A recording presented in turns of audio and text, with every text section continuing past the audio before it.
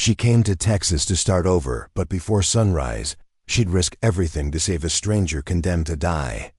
Why would a proper Boston widow defy the U.S. Army for a man accused of murder? The truth she uncovered could ignite war or peace. Thank. Let me know at the end if you liked this story, and where you're watching from, and why you're following this. The scorching Texas sun beat down on Fort Richardson as Elizabeth Harmon arrived on the dusty stagecoach. The year was 1874, and the frontier town of Jacksboro hummed with the uneasy tension between settlers and the native tribes, still fighting for their ancestral lands. Elizabeth, a 28-year-old widow from Boston, had come west to live with her brother, Captain James Harmon, an officer stationed at the fort.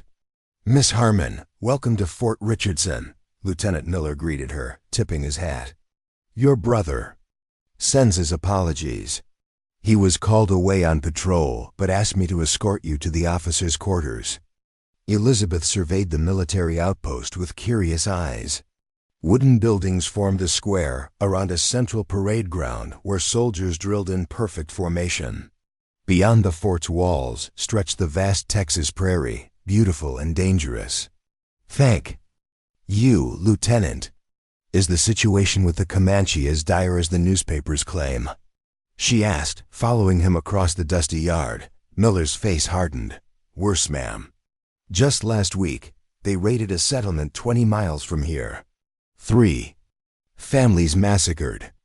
Elizabeth shuddered, remembering the sensationalist headlines that had filled Boston papers. And the Army's response? "We've captured one of their warriors, Stone Wolf, they call him. He's scheduled to hang tomorrow at dawn." Elizabeth stopped. "Walking? Hang? Without a proper trial?" The lieutenant gave her a curious look. "Miss Harmon, this isn't Boston. Out here, justice moves swiftly when necessary." Later that evening, after settling into her brother's modest quarters, Elizabeth couldn't shake the troubling thoughts from her mind. Her late husband had been a lawyer who championed fair treatment for all under the law. His principles had shaped her own worldview. As darkness fell, she wrapped a shawl around her shoulders and stepped outside. The night air carried the scent of sage and distant campfires. Following the perimeter of the fort, she noticed 2 guards standing outside a small wooden structure away from the main buildings. Curiosity drew her closer. One guard nodded respectfully as she approached. "Evening, ma'am. You shouldn't be wandering alone after dark." "I'm Captain Harmon's sister," she explained. "Is this where you're holding the Comanche prisoner?" The younger guard shifted uncomfortably. "Yes, ma'am. Stone Wolf. Dangerous savage, that one. Killed 12 settlers by our count." "May I see him?" The words left her mouth before she could. "Reconsider. Not advisable, ma'am. He's chained, but still ... Just for a moment," she insisted. "I've never seen a real Comanche warrior." The guards exchanged glances, then the older one shrugged. 5 minutes, but we'll be right outside the door." Inside the crude jail cell, a man sat cross-legged on the dirt floor. Heavy iron shackles bound his wrists and ankles.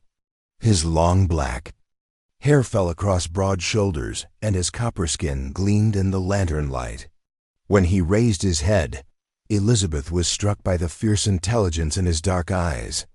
"I'm Elizabeth Harmon," she said. Standing just inside the doorway, he studied her silently, then spoke in surprisingly good English. "Have you come to witness the savage before he dies, white woman?" "No," Elizabeth replied. "I wanted to know if you've been given a fair hearing. Did anyone listen to your side of the story?" A bitter smile crossed his face. "My side? The white man's justice has no room for a Comanche's words. Were you responsible for the raids? The killings?" Stone Wolf's expression hardened. "I am a warrior. I fight for my people's lands, for our way of life that your people destroy day by day. But the women and children who died—" "I have never killed women or children," he interrupted. Sharply, "that is not the way of honor. I was hunting buffalo when the attack happened. When I returned to find soldiers pursuing my people, I led them away from our camp. That is why I was captured." Elizabeth wasn't sure whether to believe him, but something in his steady gaze made her hesitate. "You speak English very well. I spent 2 years at a mission school before I escaped. I learned your language, your writing. I learned that your people's promises are written on water." Before Elizabeth could respond, the door opened. "Time's up, ma'am," the guard announced. That night, Elizabeth tossed in her bed, troubled by her encounter with Stone Wolf. What if he was telling the truth? The thought of an innocent man hanging at dawn filled her with dread. By first light, she had made her decision. The pre-dawn light cast long shadows across Fort Richardson as Elizabeth slipped out of the officers' quarters. She had changed from her traveling dress into a simpler skirt and blouse, with sturdy boots more suited to the frontier. In her pocket was a small pistol that had belonged to her husband, a weapon she had practiced with, but hoped never to use. The fort was quiet, with most soldiers still asleep in their barracks. Only the night guards remained at their posts, fighting fatigue as they awaited relief at sunrise. Elizabeth's heart pounded as she made her way toward the small jail, staying close to the buildings to avoid being seen. The same 2 guards from the previous evening stood watch, though both looked significantly less alert. The younger one had dozed off, leaning against the wall, while the older guard paced slowly, stifling yawns. Elizabeth had formulated her plan carefully. From her reticule, she produced a small flask of whiskey that she had taken from her brother's cabinet. "Good morning," she called softly, approaching the older guard with a gentle smile. "I couldn't sleep, knowing what's to happen at sunrise." The guard straightened, surprised by her appearance. "Miss Harmon, you shouldn't be here." "I know," she admitted, feigning nervousness. "But I brought something to help ease the cold morning." "Ours," she offered the flask. "My brother's finest Kentucky bourbon." The guard hesitated, then accepted with a grateful nod. "Much obliged, ma'am. It's mighty thoughtful of you." "I was wondering," Elizabeth continued, watching as he took a long swig, "might I speak with the prisoner one last time? I've been praying for his soul, and I'd like to offer him a final word of comfort." The guard wiped his mouth with the back of his hand, looking uncertain. "Don't know if that's proper, ma'am." "Just for a moment," she pleaded. Surely even a condemned man deserves to hear God's word before meeting his Maker. After another generous drink from the flask, the guard relented. 5 minutes, same as before. Hawkins here won't even notice.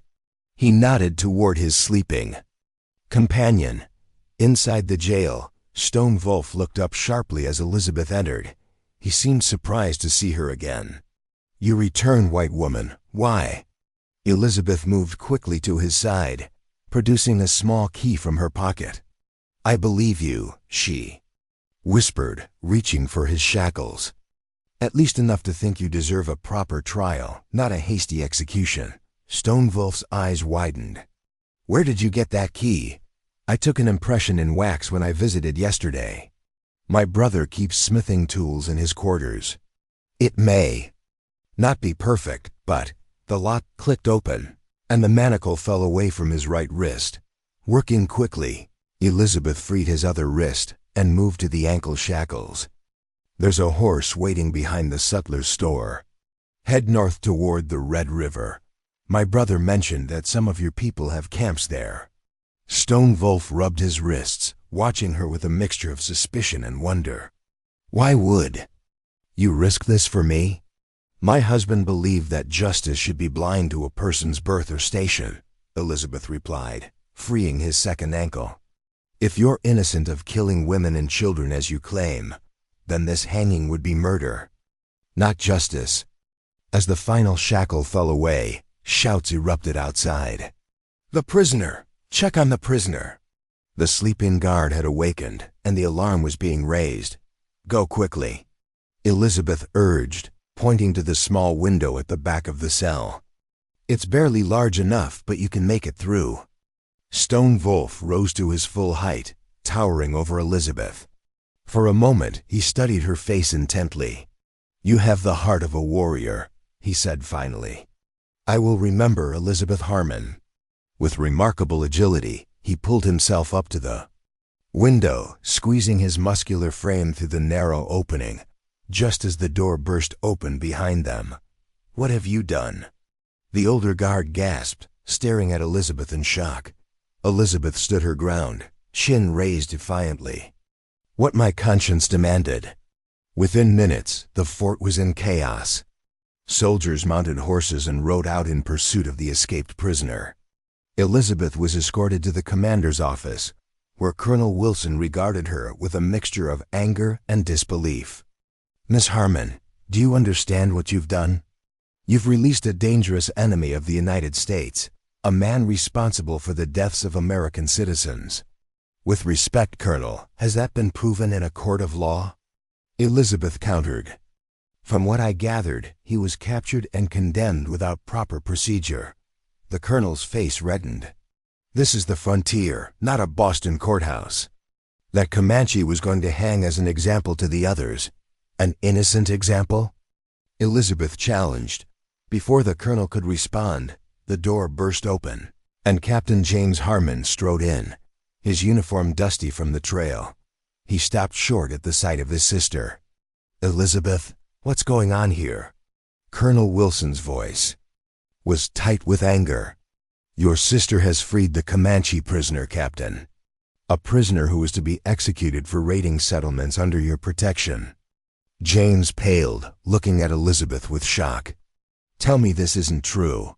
Elizabeth met her brother's gaze steadily. "I couldn't stand by and watch an innocent man hang, James." "Innocent?" James barked a harsh laugh. "Stone Wolf is one of the most feared warriors on the frontier. Being a warrior doesn't make him guilty of every atrocity attributed to his people," Elizabeth insisted. "He deserves a fair trial, not summary execution." Colonel Wilson slammed his fist on the desk. "Captain Harmon, your sister has committed treason. She will be confined to quarters until we decide how to proceed. And you will lead the search party to recapture Stone Wolf." James nodded stiffly, not looking at Elizabeth. "Yes, sir." As two soldiers escorted Elizabeth back to her brother's quarters, she couldn't help but wonder if she had made a terrible mistake. What if Stone Wolf had lied? What if her actions led to more deaths? And what would become of her now that she had defied military authority and betrayed her own brother's trust? 3 days passed with Elizabeth confined to her brother's quarters, a guard posted outside her door. The small window offered her only glimpse of the fort's activities, where soldiers came and went in a constant state of alert. Each patrol returned empty-handed, and with every passing hour, the tension within Fort Richardson grew. On the evening of the 3rd day, James finally came to see her. His face was weathered from days in the saddle, dark circles under his eyes betraying his exhaustion. "They've lost his trail," he said without preamble, pouring himself a glass of whiskey from his cabinet. "Stone Wolf knows this territory better than any tracker we have." Elizabeth sat on the edge of the bed, hands folded in her lap. "Have you come to condemn me as well, James?" Her brother studied her for a long moment before sinking into a chair. "I've spent 3 days trying to understand what possessed you to do something so foolish, so dangerous. I believe he was innocent of the specific crimes for which he was to be hanged," Elizabeth said quietly. "Doesn't that matter to you? What matters is that 12 people are dead at Willow Creek, and someone has to answer for it." James drained his glass in one swallow. Stone Wolf was captured near the site, his war paint still fresh. "Did he confess to killing women and children?" James looked away. "He refused to speak to anyone but the colonel." "And did Colonel Wilson share the content of that conversation?" When James remained silent, Elizabeth continued, "I spoke with him. James, he claimed he was hunting buffalo when the attack happened, that he led your soldiers away from his people's camp. That's why he was captured. And you believed the word of a Comanche over your own countrymen?" James's voice held more hurt than anger. I believed in the principle that a man deserves a fair hearing before his life is taken, Elizabeth replied. The same principle Father taught us both. James rubbed his temples. Lizzie, this isn't Boston. The rules are different here. Should they be? Isn't that why we came west? To bring civilization to the frontier. A knock at the door interrupted their conversation. A young corporal entered, saluting James. Captain Harmon, sir. Colonel Wilson requests your presence immediately. Riders approaching from the north looks. Like Comanche, James was on his feet instantly. How many? About a dozen, sir. They're flying a white flag. Elizabeth rose as well. A white flag? They want a parley? The corporal glanced at her uncertainly. Yes, ma'am. And they're asking? For the woman who freed Stone Wolf. James's face hardened. Absolutely not. Elizabeth stays here. James, she laid a hand on his arm. If they're asking for me specifically, refusing could jeopardize any chance of peaceful resolution. It could be a trap, he argued. With a dozen warriors against a fort full of soldiers? That would be suicide. Elizabeth countered. Please, let me help fix what I've started. After a tense moment, James nodded reluctantly. You'll stay behind me at all times. Outside, the entire fort had mobilized. Soldiers lined the walls, rifles at the ready, while Colonel Wilson and several officers stood at the gate. Beyond, on a small rise about 100 yards from the fort, waited the Comanche delegation. This is highly irregular, Colonel Wilson muttered as James and Elizabeth approached. Captain, why is your sister here? The Comanche asked for her. James replied stiffly. And I believe we should hear what they have to say. Wilson scowled but nodded. Very well. We'll meet them halfway, under the flag of truce. Lieutenant Davis, Captain Harmon, you'll accompany me. Miss Harmon will stay 5 paces behind, flanked by 2 guards. As they walked out to meet the Comanche delegation, Elizabeth's heart raced. At the head of the native group rode a dignified older man, his face lined with age and wisdom. Beside him, to Elizabeth's surprise, was Stone Wolf, sitting tall and proud on a painted pony. The 2 groups halted about 10 feet apart. For a long moment, silence stretched between them. Then the older Comanche raised his hand in greeting. I am Chief Gray Eagle of the Quahati Comanche, he announced in accented but clear English. I come to speak with the white chiefs and the woman with the brave heart. Colonel Wilson stepped forward. I am Colonel Thomas Wilson, commander of Fort Richardson. Why have you come? My son, Stone Wolf, has told me of the woman who believed. Injustice more than fear, Gray Eagle replied, his dark eyes finding Elizabeth. He says she freed him when others would hang him without proof of his crimes. Your son is accused of raiding settlements and killing American citizens, Wilson stated firmly. His escape from custody is a serious offense. Gray Eagle nodded gravely. I know of the attack on the place you call Willow Creek. My son was not there. He speaks true when he says he was hunting buffalo to feed our people. With respect, Chief, James interjected, we have no way to verify that claim, which is why I have brought this man. Gray Eagle gestured, and a rider moved forward from the Comanche group. To everyone's shock, it was a white man, bearded, dressed in buckskins. Name's Caleb Thornton, the man said, tipping his hat. I'm a trader who's lived among the Quahati for going on 5 years now. Colonel Wilson's eyes narrowed suspiciously. A white man gone native? A man who's found more honor among the Comanche than among some who claim to be civilized, Thornton replied evenly. I was with Stone Wolf's hunting party when the attack on Willow Creek occurred. We were 2 days' ride north, tracking a buffalo herd. Convenient testimony from a man who's clearly sympathetic to the Comanche, Wilson scoffed. I also have this. Thornton reached into his saddlebag and produced a small leather-bound book, my trading journal. Every transaction, every location, dated and recorded. You'll find entries from the days in question, describing our hunting. Camp near the Red River. James took the journal, flipping through its pages with a furrowed brow. This does appear to be a detailed account, he admitted reluctantly. Elizabeth stepped forward, ignoring her brother's warning glance. If Stone Wolf is innocent of the Willow Creek massacre, then who is responsible? Gray Eagle's expression darkened. There are renegades, even among my people. Young men who break from tribal ways and follow the path of violence alone. One such group is led by a warrior called Red Knife. They no longer answer to tribal council or respect our ways. Why tell? U.S. this? Colonel Wilson demanded. Why betray your own kind? Because Red Knife's actions bring suffering to all Comanche, Gray Eagle answered. His raids provoke your army to attack any of our people, guilty or innocent. Too much blood has been spilled. Stone Wolf spoke for the first time. My father offers information about Red Knife's camp. In exchange, we ask for peace between Fort Richardson and the Quahati band, and his eyes found Elizabeth. We ask that the woman who showed courage and honor not be punished for following her heart. Colonel Wilson's jaw tightened as he considered the offer. Captain Harmon, Lieutenant Davis, a word. The officers stepped aside for a hurried conference, while Elizabeth remained standing before the Comanche delegation. Stone Wolf nodded slightly. To her, a gesture of respect that did not go unnoticed by the others.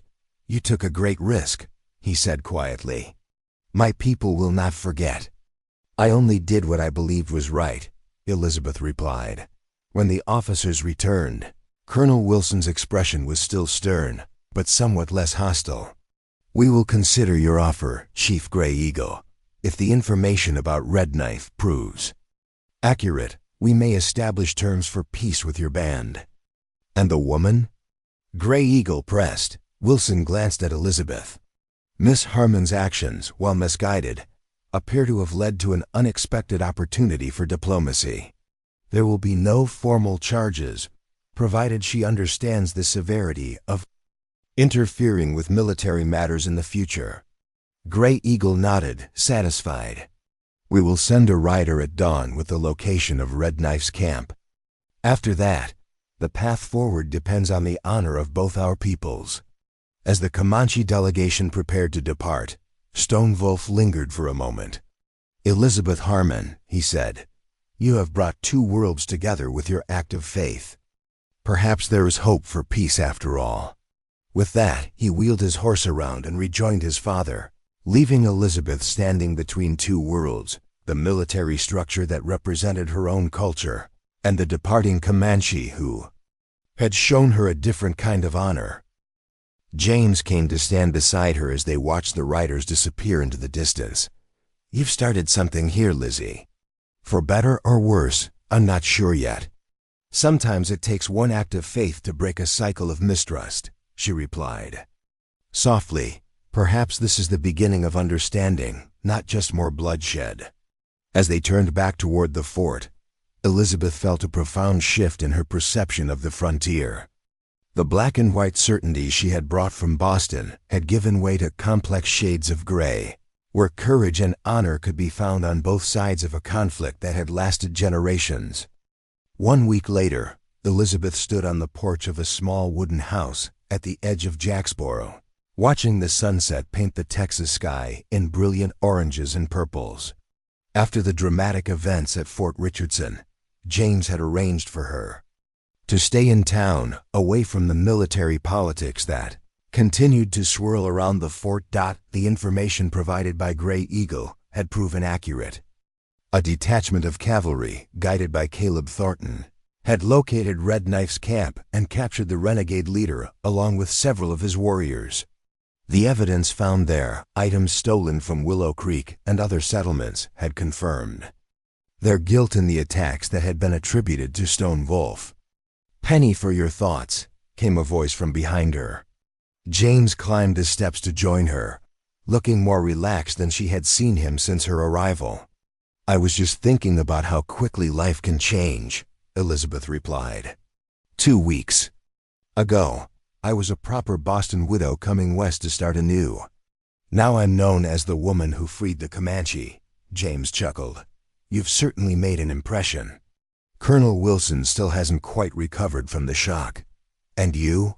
Elizabeth turned to face her brother. Have you forgiven me for my impulsive act of justice? James leaned against the porch railing, considering her question. I was angry at first and frightened for you. But I've had time to reflect on Father's teachings about justice and integrity. Perhaps I've been on the frontier too long, forgotten some of those principles. The frontier changes people, Elizabeth acknowledged. I can feel it changing me already. Speaking of change, James said, I've received a letter from headquarters. They're establishing a new Indian agency near the Red River, aimed at peaceful relations with the Comanche bands, willing to negotiate. They've asked me to oversee it. Elizabeth's eyes widened. That's wonderful news, James. A chance for real peace. There's more, he continued. They're looking for educated people to serve as teachers and interpreters. Given your unique relationship with the Quahati band, your name was suggested. Me? Work at an Indian agency? Elizabeth hadn't considered such a possibility. You've shown an uncommon ability to see beyond prejudice, James said. That's rare out here, Lizzie, and valuable.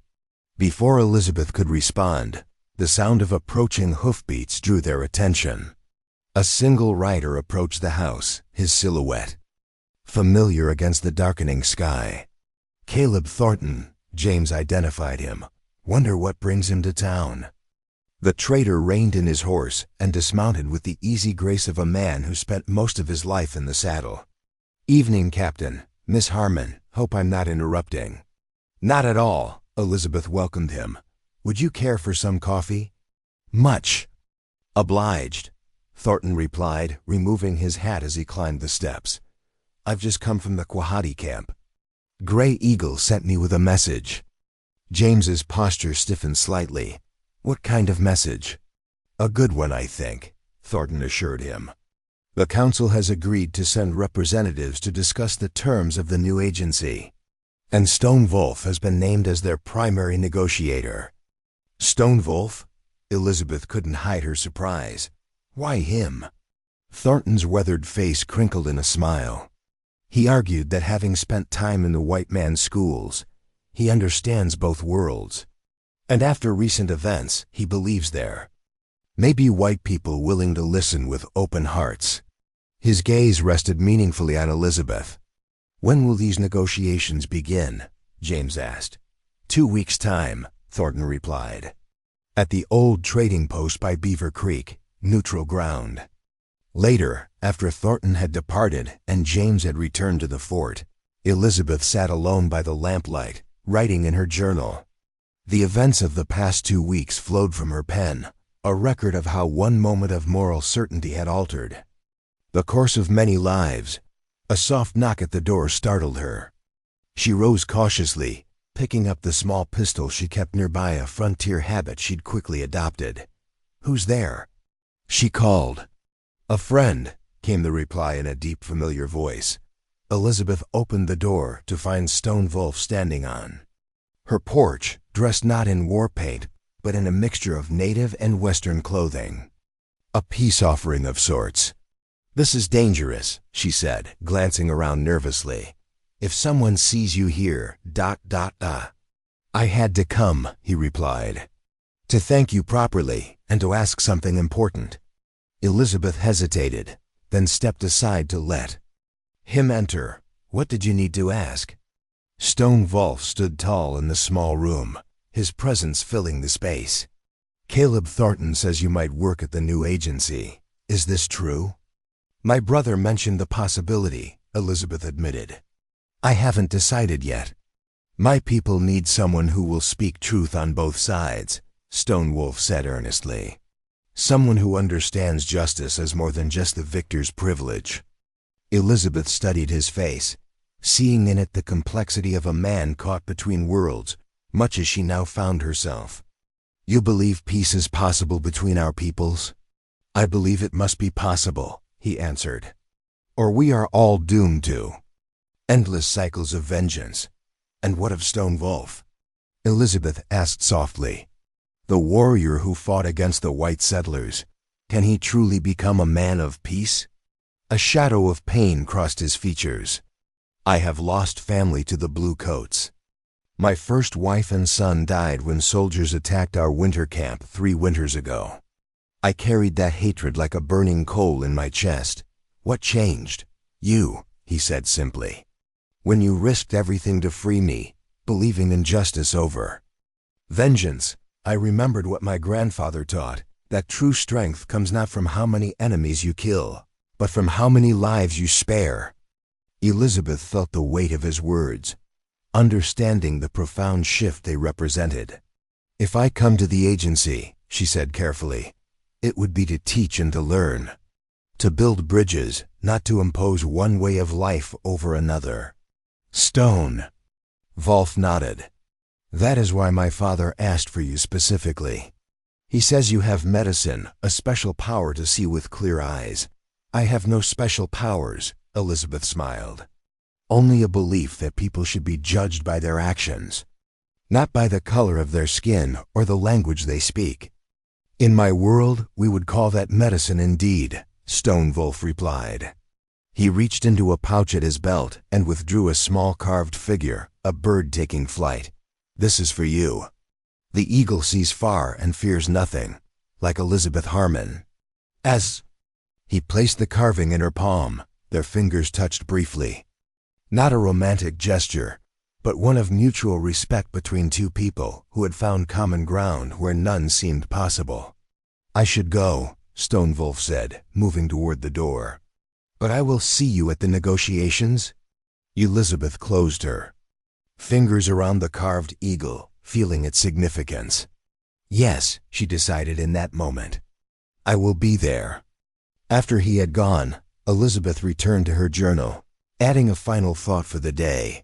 I came west seeking a new beginning after Robert's death. I never imagined that beginning would place me at the crossroads of 2 worlds in conflict. Yet, here I stand, no longer simply a Boston widow, but a woman who might help shape the future of this frontier. The path ahead is uncertain, fraught with prejudice and mistrust on both sides. But tonight, I saw in Stone Wolf's eyes the same hope.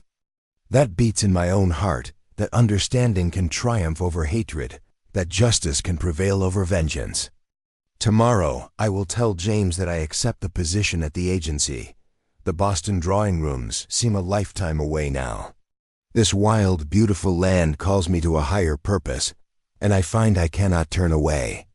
As the Texas night deepened around her small house, a coyote called in the distance, a lonesome sound that spoke of wilderness and possibility. Elizabeth Harmon, once a proper Boston lady, now a woman of the frontier, blew out her lamp and dreamed of bridges yet to be built.